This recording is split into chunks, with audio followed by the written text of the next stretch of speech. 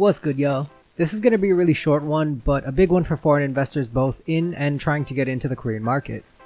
You're watching Sekidul, and today we're talking about an announcement made by the FSC at the end of January about new regulations that will benefit us directly in an episode that I'm calling It's About Damn Time. Alright, so in an announcement made on the 24th of January 2023, the Financial Services Commission announced that it would do two things. 1.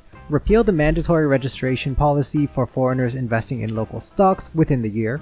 And 2. Require English language disclosures from all firms with assets worth 10 million won or more starting next year. Now let's start with the first one, just to explain what it actually means.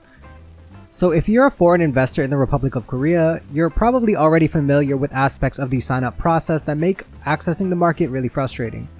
Specifically, to open an account in Korea, you require a number of documents that verify your identity, in addition to things like your home address, your address in your home country if residing in Korea, and occasionally things like your employment and existing assets. It's kind of what makes signing up for an investment account via app impossible, and it's actually been something that's been in place since 1992. It's really an antiquated regulation, and this restriction policy essentially adds an additional barrier of entry into the stock market, and it's a market that's already chronically undervalued and relatively inaccessible to foreign investors. Other major markets such as Japan's, the US, and Germany don't even have these types of regulations, and in my opinion, it makes our market unnecessarily difficult to get into.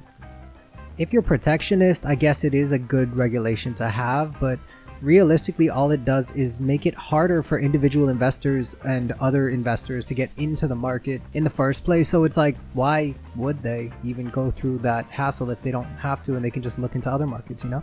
Investing abroad for a lot of people is not really a big thing. People tend to invest in their own market because that's what they know. So creating another roadblock for them to get in is not a good way to encourage more traffic in your market. And this leads us to the next inclusion of the announcement, which is a new requirement for English language disclosures, for companies with 10 million won or more in assets. See, while the first inclusion aims to remove the accessibility barrier to investing in the market, the second aims to make the market's constituents more accessible to investors. Ultimately, both of these changes from the FSC will address the two biggest barriers that foreigners face when seeking direct investment into our market, which conveniently falls under the same umbrella: accessibility. Naturally, this won't do much to affect those of us who've been in the market for some time since we're already here, but it will set up our market to thrive should foreign investors, both local and abroad, decide that the ease of access actually makes being in the market more desirable in the long term.